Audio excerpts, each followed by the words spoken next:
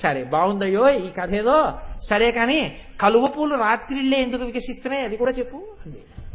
అంటే ఆయన అన్నారు, ఏముందమ్మా పెద్ద చెప్పడానికి ఏముంది, అమ్మవ నీ యొక్క ఆ కన్నులతో ఆ కలువలతోటే కదా కువలయములు అని, కువలయాక్షి అని పిలుస్తూ ఉంటారు, కలువ పూలతో పోలుస్తారు కలవి.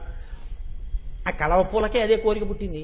ఓసారి వెళ్ళి అమ్మవారి కళ్ళు చూసొద్దాం, మన పేరుతోటే ఉంటాయిట ఆ కళ్ళు, ఎంత బాగుంటాయో, మన అందం అంతా అక్కడ ఉంటుంది, మన అందమే అమ్మవారు ఉచ్చుకుందనుకుంది.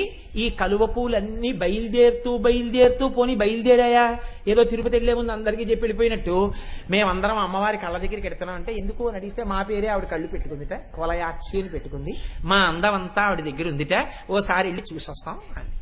అయితే వెళ్ళి చూసిరండి, అట్నుంచి వచ్చి చెప్పండి మాకు అమ్మవారి గురించి. తప్పకుండా చెప్తాం, మా పేరే కదా పెట్టుకుంది, మమ్మల్ని లోపలికి పిలిచి మాట్లాడుతుంది అని డాబులు చెప్పి వెళ్ళాయి.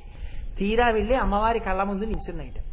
ఆ కళ్ళు ఎక్కడా, సౌందర్యం ఎక్కడా, రక్షణ శక్తి ఎక్కడా, రసాలు ఎక్కడా, ఒక్క పూట మారేటప్పటికి మాడిపోయే మన బతుకు ఎక్కడా అని సిగ్గుపడి వెనక్కి తిరిగి వచ్చేస్తున్నాయిట. వెనక్కి తిరిగి వచ్చేసిన తర్వాత ఊళ్ళో ఉన్న వాళ్ళందరూ వెళ్ళొచ్చారా ఏమైందని అడుగుతారు.